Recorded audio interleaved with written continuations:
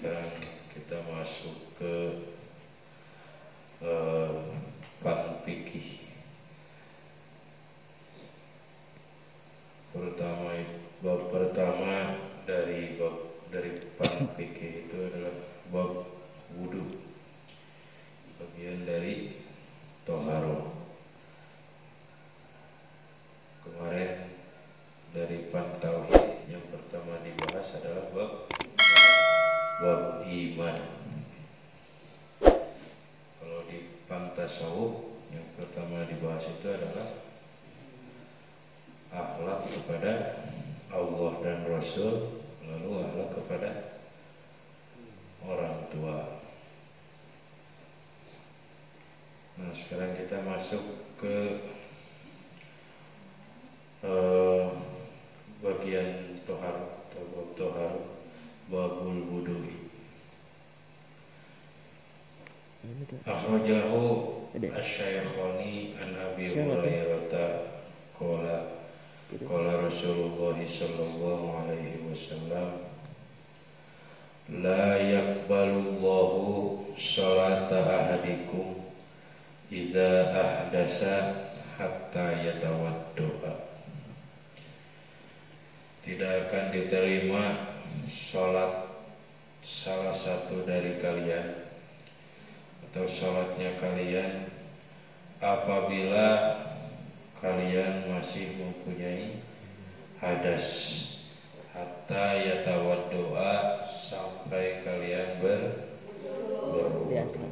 Nah, jadi kalau selama ini misalkan ada yang nggak tahu landasannya kenapa sholat itu harus wudu dulu, landasan hadisnya, kalau landasan para ulamanya kan sudah banyak di pembelajaran fikih.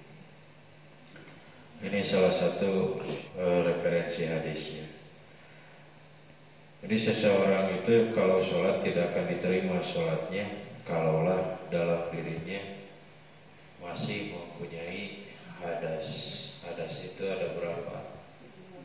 Ada dua, ada hadas kecil, ada hadas besar. Hadas kecil yaitu yang mewajibkan kita untuk berwudu. Hadas besar adalah yang mewajibkan kita untuk mandi besar. Itu hadas. Nah, orang yang mau sholat itu harus suci dari kedua hadas tersebut. Nah, salah satunya di sini cara bersucinya yaitu dengan berwudu ketika kita mempunyai hadas kecil. Apa saja yang menyebabkan hadas kecil? Yaitu perkara-perkara yang membatalkan wudu, itu yang menyebabkan kita mempunyai hadas kecil. Contoh seperti keluarnya sesuatu dari dua palawangan, baik yang keluarnya itu dalam bentuk angin atau dalam bentuk kotoran lain. Nah, itu mewajibkan kita untuk berwudu atau berhadas.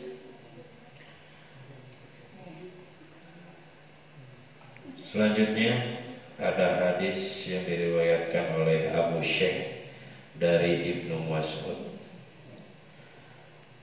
Umiro bi abdin min ibadillahi ta'ala yadribu fi qabrihi mi'ata jildatin walam yajal yas'alu wa yad'u hatta sorot jaldatan wahidatan pamtala'a qabruhu alaihi naron falam martafa'a anhu alama jalattumuni qala innaka shallaita sholatan bighairi tahurin wa mararta bimazlumin falam tansurhu.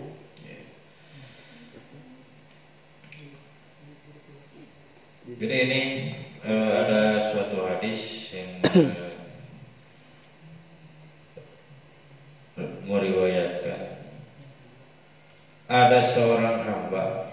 Nah, ini kata malaikat, aku diperintahkan untuk memukul seorang hamba di dalam kuburnya sebanyak 100 kali. Mi'atan jildatan. Falam yazal. Namun si orang tersebut tidak segan. Falam yazal yas'alu. Jadi dia minta jumlah pukulannya itu dikurangi. Jangan 100, maka dikabulkanlah permintaannya itu, yang sehingga pukulannya itu hanya 1 kali, jildatan wahidatan.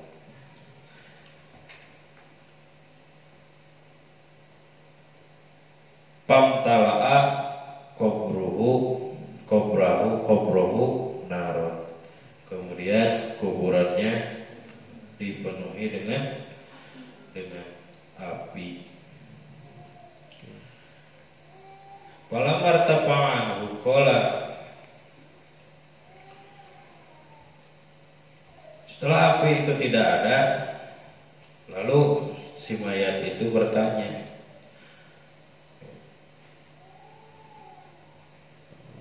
alama jalan tumuni, kenapa kau memukulku, kenapa kau menyiksaku di kubur, wahai malaikat?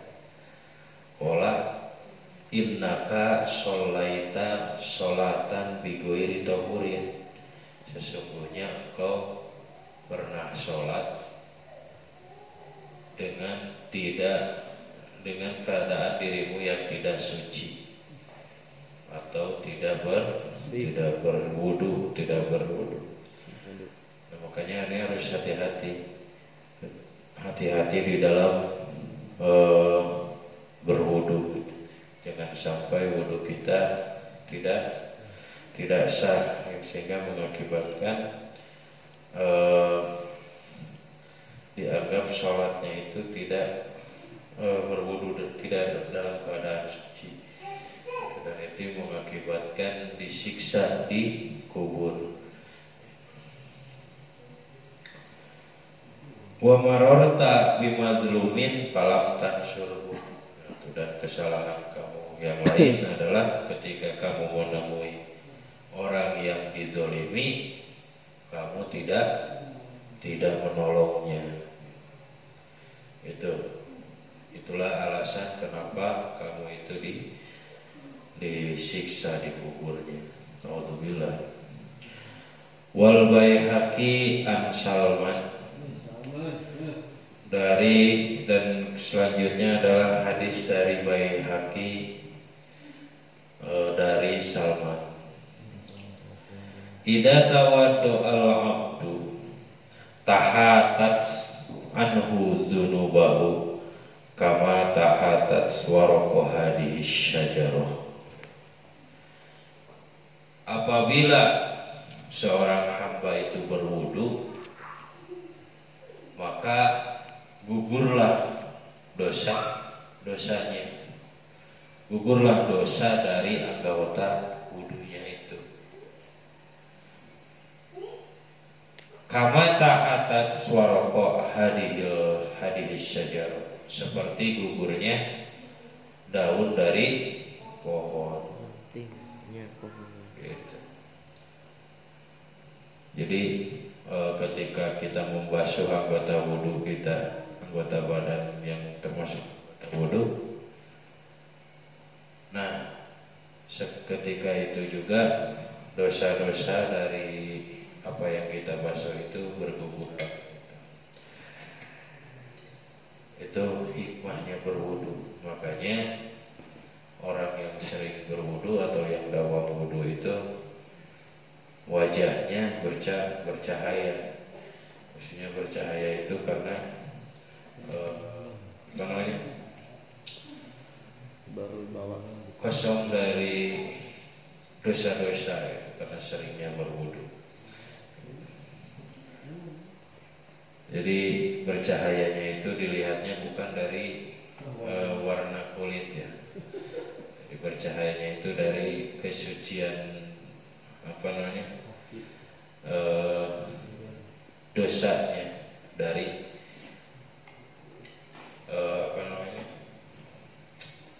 ketaatan ya gitu. Karena sering berwudu kemudian berguguran dosa-dosanya. Wa Muslimun an Abi Hurairah. Lalu selanjutnya hadis dari Imam Muslim. Hadis yang diriwayatkan oleh Imam Muslim dari Abu Hurairah. Idza tawadda'a al-'abdu al-muslimu awil mu'minu faqasala wajhahu kharaja min wajhihi kullu khati'atin nazara ilaiha bi'ainihi ma'al ma'i aw ma'a akhiri qatril ma'i Fa'idha qasala yadaihi kharaja min yadaihi kullu khati'atin batashatha yadahu ma'al ma'i aw ma'a akhiri qatril ma'i Fa'idha qasala rijlaihi kharaja min rijlaihi kullu khati'atin batashatha rijlahu ma'al ma'i aw ma'a akhiri qatril ma'i hatta yakhruja naqiyan minadz dzunub. Jadi ini hadis dari Imam Muslim dari Abu Hurairah. Ketika seorang hamba berwudu, seorang hamba yang muslim, seorang hamba yang mukmin, dia berwudu. Ketika dia membasuh mukanya, kharaja min wajhihi kulla khati'atin. Seketika itu keluar juga semua dosa yang ada di wajahnya, mengalir bersama air atau bersama tetesan terakhir dari air yang membasuh anggotanya itu. Nah, dari sini makanya disunatkanlah setelah selesai berwudu itu tidak mengelapnya, tidak mengeringkannya. Jadi biarkan mengalir begitu saja. Karena sampai tetesan terakhir itu air tersebut membawa dosa dari anggota tubuh kita. Jadi nggak usah pakai anduk setelah wudu itu sunnahnya. Faida qasala yadaihi kharaja min yadaihi kullu khati'atin batashatha yadahu ma'al ma'i aw ma'a akhri qatril ma'i. Begitupun ketika kita membasuh tangan. Jadi dosa-dosa dari tangan itu ikut mengalir bersama air wudu, bahkan sampai tetes terakhir air tersebut jatuh, itu membawa dosa kita. Begitupun ketika kita membasuh kedua kaki. Jadi makanya wudu itu jangan, kalau bahasa sunnahnya jangan burung khusyuk, harus santai, harus stabil gitu. Ketika membasuh tangan itu pastikan semua kotoran terangkat, baik kotoran zahir ataupun kotoran batin. Kotoran batin itu ya dosa. Sehingga dengan seringnya berwudu, mudah-mudahan dosa kita semakin banyak yang gugur gitu, dari diri kita. Amin ya Allah. Lalu selanjutnya hadis dari Abu Daud. Hadis riwayat Abu Daud dari Ibnu Umar, man tawaddo'a ala tahurin katabalahu asyra hasanatin. Barang siapa yang berwudu ketika ia suci, dalam keadaan suci, maka baginya ditulis 10 kebaikan. Jadi walaupun kita masih dalam keadaan suci, masih punya wudu, terus kita berwudu lagi, nah itu tidak masalah gitu, Bapak. Bahkan itu akan diberikan pahala atau 10 kebaikan.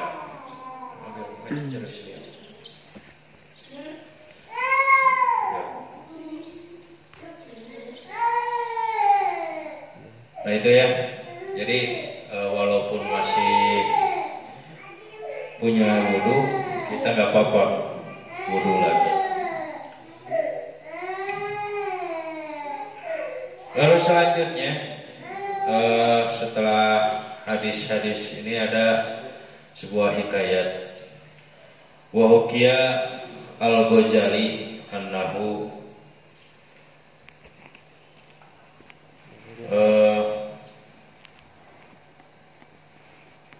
ru'ya ba'dul mauti fil manami wakilalahu. Aku bermimpi melihat kepada orang-orang yang sudah meninggal. Jadi mimpi bertemu dengan orang-orang yang sudah mati. Lalu dalam mimpinya itu beliau Imam Ghazali bertanya kepada mereka, kaifa haluk, bagaimana kabarmu? Waqala, orang tersebut jawab, sholaitu yauman bila wudu'in. Aku pernah sholat, pada suatu hari aku pernah sholat tidak sebelumnya tidak berwudu atau tanpa berwudu. Fawakala ala daibin yaruhuni fi kubri. Lalu sekarang aku dihadang oleh serigala yang menakutkan di dalam kuburanku. Fahali ma'hu bisubi halin. Keadaanku saat ini adalah seburuk-buruknya keadaan. Jadi aku disatukan dengan serigala. Gitu. Aku disatukan sama serigala ini. Imam Ghazali bertemu dengan seseorang di dalam mimpinya, yang seorang tersebut sholat tidak berwudu, maka di kuburnya itu disatukan dengan serigala, dan itu merupakan seburuk-buruknya keadaan. Udah mau tempatnya sempit, tambah disatuin dengan binatang buas. Nah itu nauzubillah, kalau sampai seperti itu, makanya harus berhati-hati dalam bersuci, sampai kita dikatakan tidak suci ketika sholat itu. Wa hukiya annahu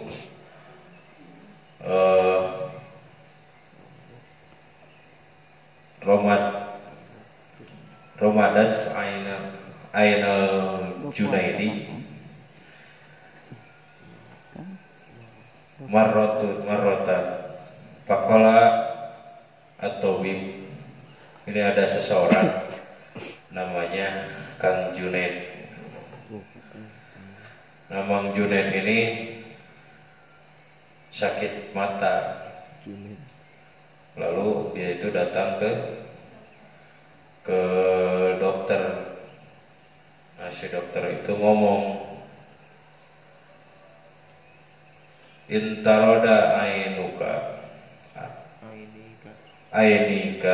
pala tawasola ilaihi ma'un.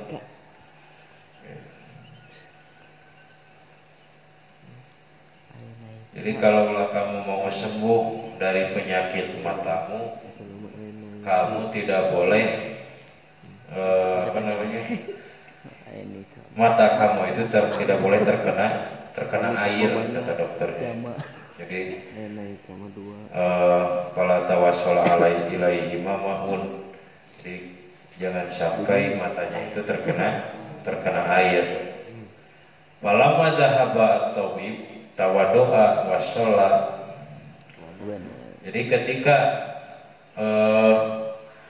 si dokter itu pergi, jadi dia bukan mengindahkan perkataan dokter itu, justru malah dia berwudu. Yang namanya berwudu pasti seluruh mukanya dibasuh dan matanya juga pasti kena air. Wasola, kemudian dia sholat, wanama, kemudian dia tidur. Setelah itu pas bangun tidurnya matanya malah sembuh.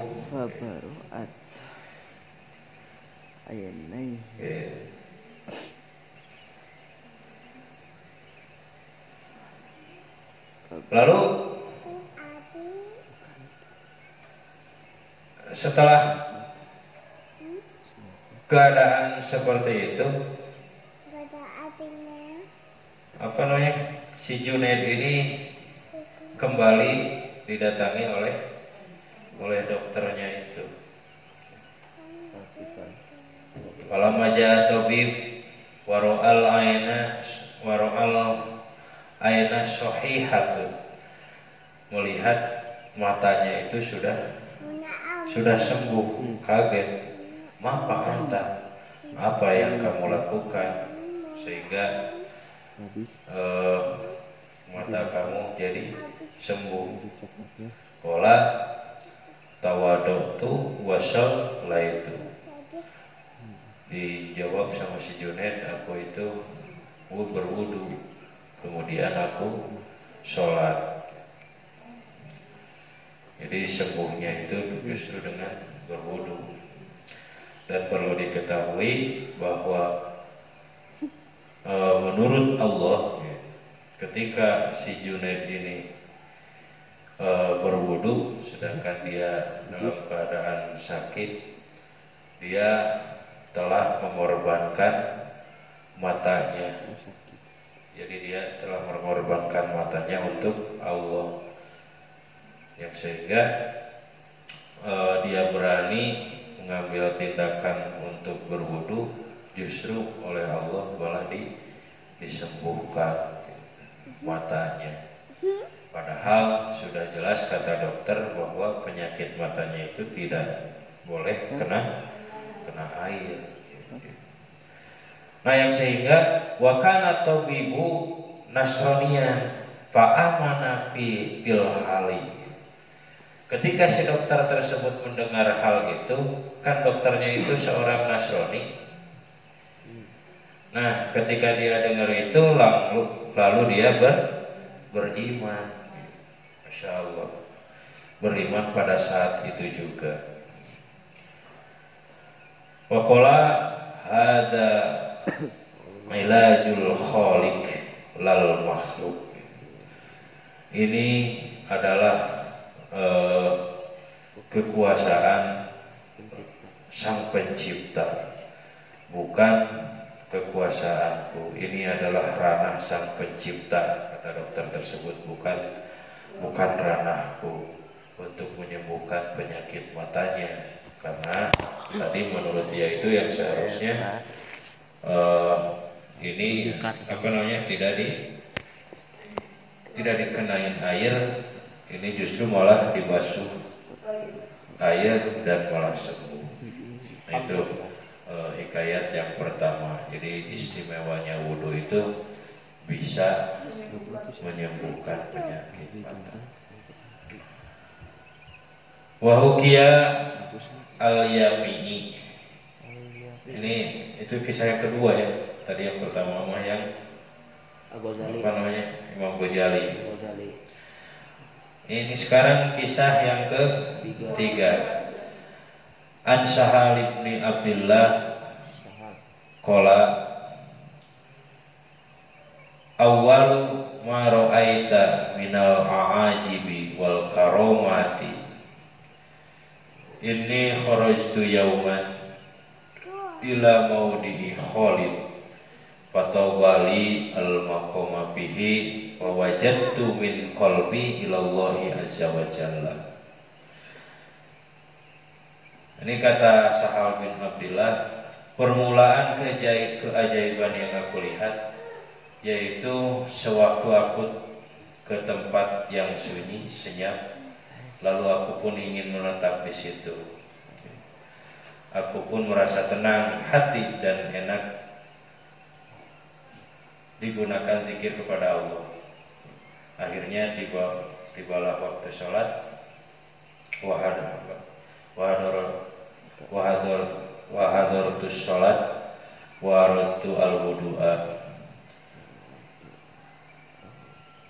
Jadi dia pergi ke tempat yang sunyi, sepi, jauh dari mana-mana untuk berzikir kepada Allah. Sahal bin Abdullah. Dan kebiasaan dia itu adalah dawa wudu. Namun ketika datang waktu sholat dia selalu wudu lagi, walaupun yakin dirinya masih punya wudu. Dan kebiasaannya itu sudah terbiasa dari dia waktu kecil, semenjak dia kecil.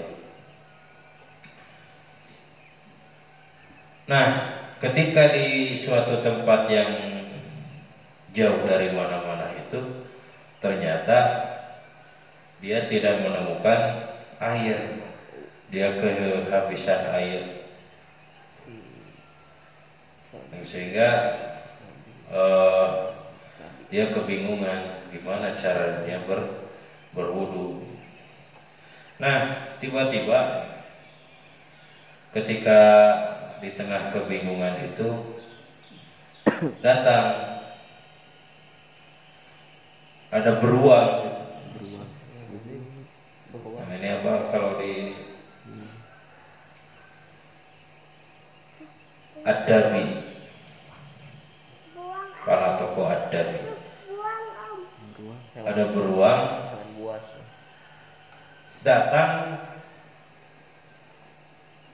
yang seolah-olah beruang tersebut berjalan seperti manusia menghampirinya. Jadi dari kejauhan si beruang tersebut itu terlihat seperti manusia menghampiri. Dia ketika berada tepat di hadapannya, di hadapanku, kata Sahal, aku kaget dan hampir pingsan karena melihat beruang yang membawa wadah.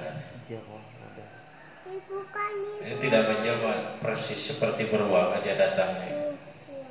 Kaget. Dan lebih kaget lagi ketika si beruang itu ngomong ke Sahal ini, wahai Sahal, sesungguhnya kami ini binatang buas, kata beruang itu. Kamu telah menggunakan waktu dan tenaga kamu untuk beribadah kepada Allah dengan penuh kecintaan.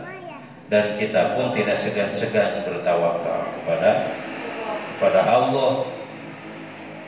Jadi ketika melihat keadaan sahal seperti itu, binatang-binatang buas di sekelilingnya ini bermusyawarah, katanya.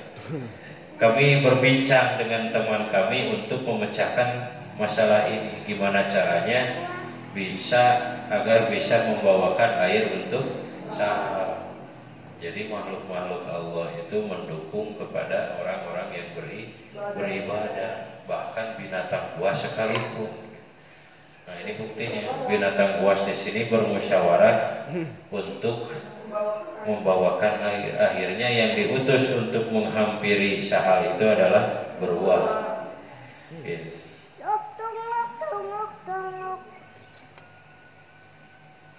Lalu tempat air itu diberikan kepada sahal,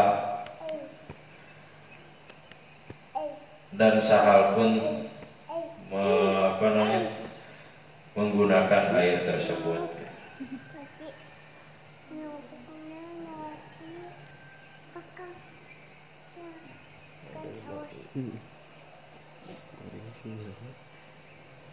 Jadi ini sempat pingsan dulu, saking kagetnya sahal itu.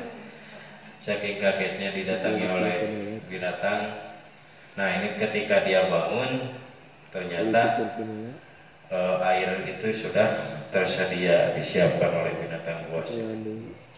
Namun mereka menyiapkan airnya itu hanya untuk berwudu. Ketika sahal berniat untuk meminum air tersebut, air itu tiba-tiba malah hilang gitu, karena air itu disediakan hanya untuk berwudu. Nah, itu hikayat yang ketiga. Intinya jangankan makhluk Allah, manusia yang beriman,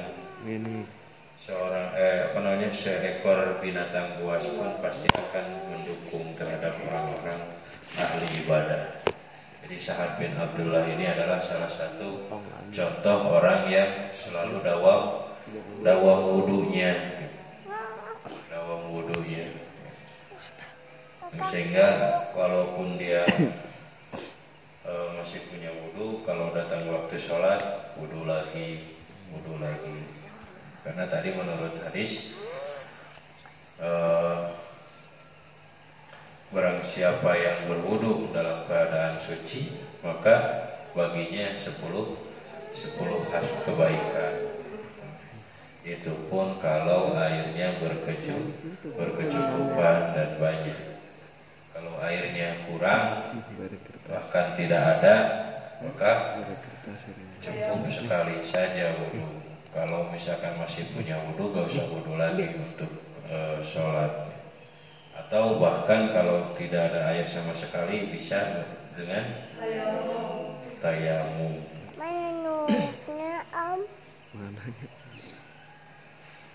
Ini sedikit lagi ahkam wudu, tapi panjang. Masalah. Saya mana? Sampai 3. Ininya dulu pardu-pardunya. Ahkamul wudu. Faslun fi ahkamil wudu'i.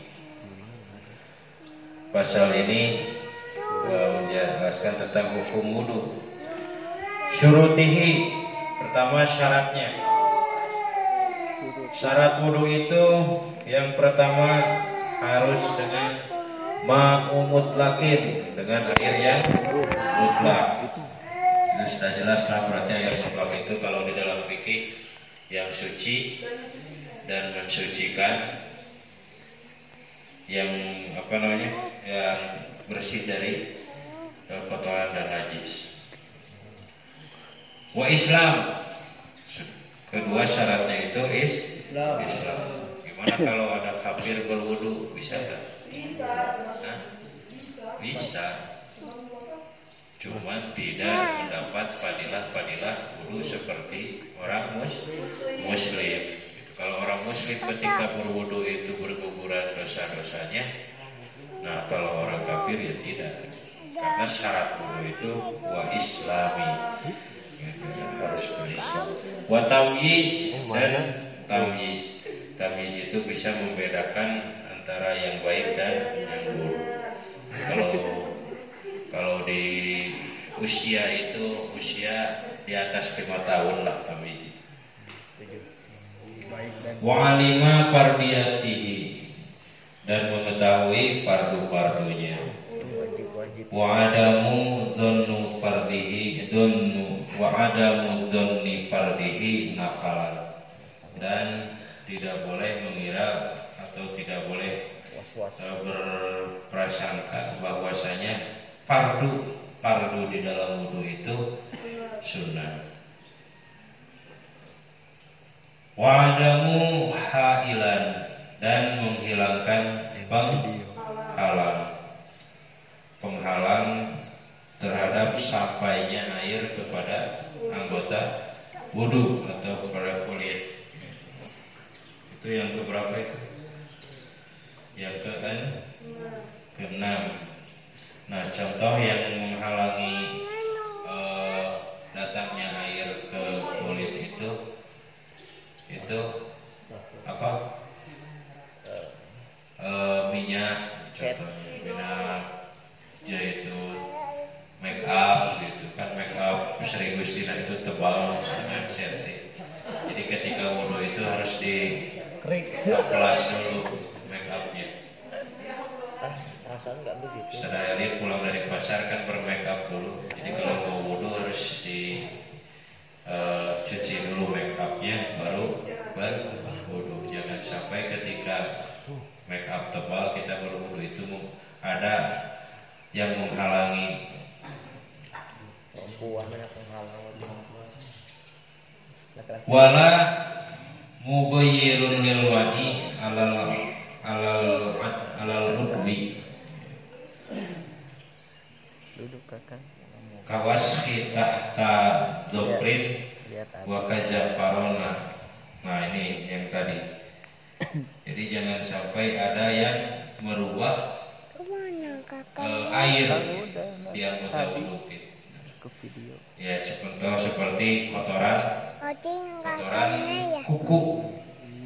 Kita misalkan udah cebok tidak cuci tangan kemudian wudu, nah itu berarti di dalam kuku ada. Ngerti gak kamu maksudnya? Nah, ngerti berarti. Jadi jangan ada kotoran, harus dibersihin dulu sebelum wudu itu. Makanya disunahkan cuci tangan sampai ke pergelangan. Waduhuli waktin, dan waktu lidah imil hadasi bagi orang yang dawam hadas.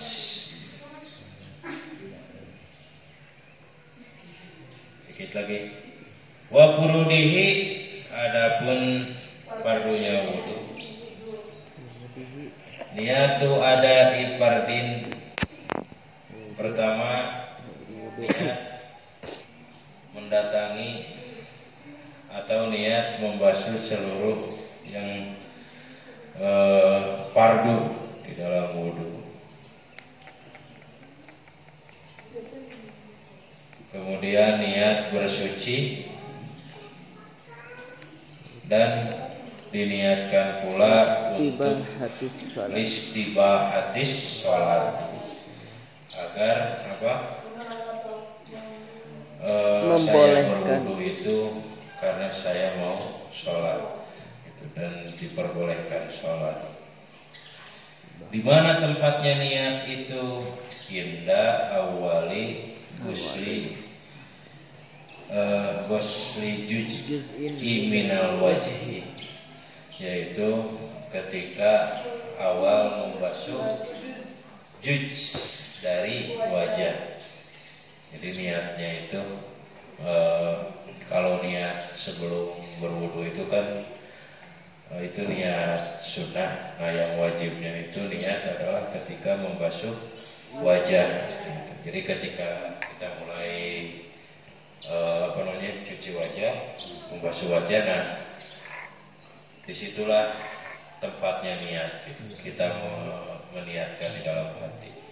Niat saya berwudu, nawaitu rokal, nawaitu wudu'a, lirokil, hadasil, asgori. Itu ya. Lalu selanjutnya waqaslul wajhi, yang kedua itu membasuh wajah, wal yadaini, dan kedua tangan, ma'al mirfaqaini, serta kedua siku. Jadi yang ketiga, yang kedua membasuh muka, wajah. Jadi apa yang dibasuh itu? Jadi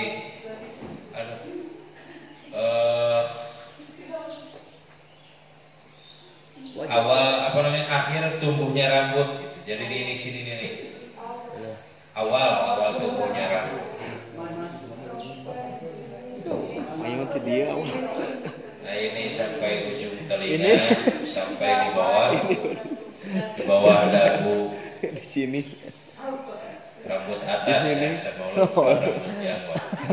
Janggut mah itu bagian dari wajah. Kita harus tercuci.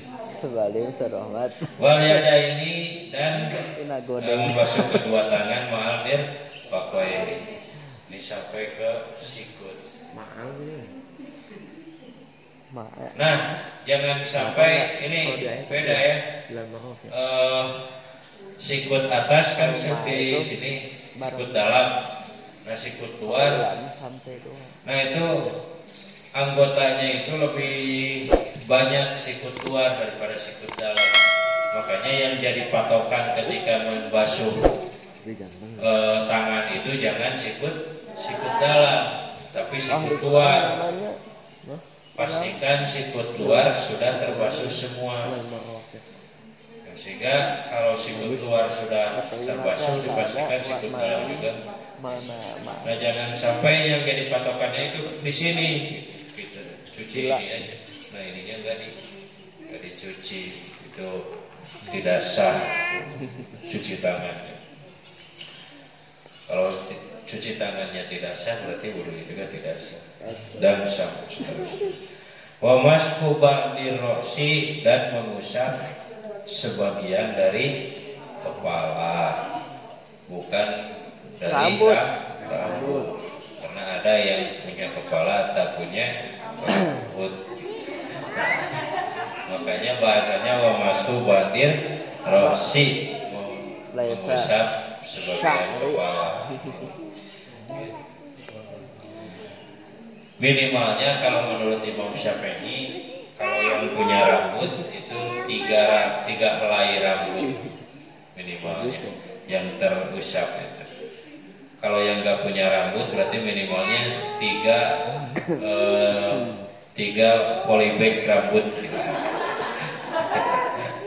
Polybag. Wa ghuslur rijlaini ma'al ka'baini, membasuh kedua kaki beserta kedua mata kaki atau kedua menguncangkannya. Nah, itu sudah tahulah ininya ya, batasnya. Nah, itu yang fardu-fardunya. Ada berapa berarti? 1 niat, 2 membasuh muka, 3 membasuh tangan, 4 mengusap rambut, 5 membasuh kedua kaki. Wat tartibu, dan ke-6 tartib. Jadi tartib itu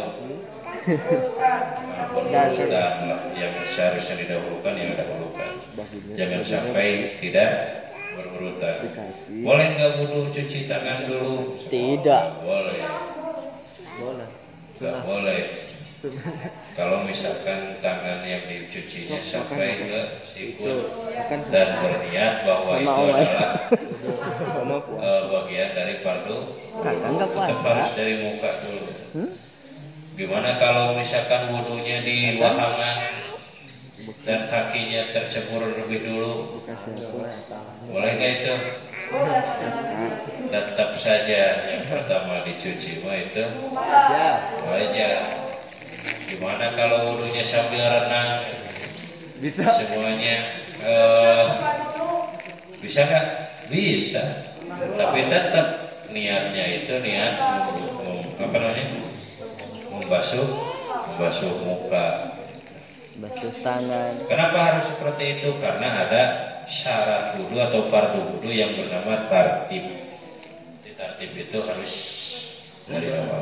Beda dengan mandi besar. Itu mau dari kaki dulu, mau dari tangan dulu boleh. Yang penting syaratnya yang penting mengawalatraan seluruh badan dengan air. Jadi tidak harus dari misalkan dari hidung dulu, membersihkan korong dulu dan lain-lain tidak usah. Yang penting mah semua badan terkena air untuk mandi. Beda dengan parfum. Ada catatan kecil. Lau syakka fi tadhiri adwin qoblal pirogi minal wudu'i toharahu wa ma ba'dahu au ba'dal pirogi lam yusad. Jadi kalaulah lupa membasuh anggota wudu yang fardu, tapi lupanya itu ketika kita berada di tengah-tengah wudu. Contoh, setelah ketika kita mencuci kaki lupa apakah udah ngusap rambut belum ya tadi, ragu seperti itu. Nah maka itu harus diulangi, harus mengulangi mengusap rambut, kemudian mengulangi juga mencuci kakinya kalau keadaannya masih dalam keadaan berwudu. Nah gimana kalau ingatnya itu setelah beres wudunya? Maka itu tidak perlu diulangi.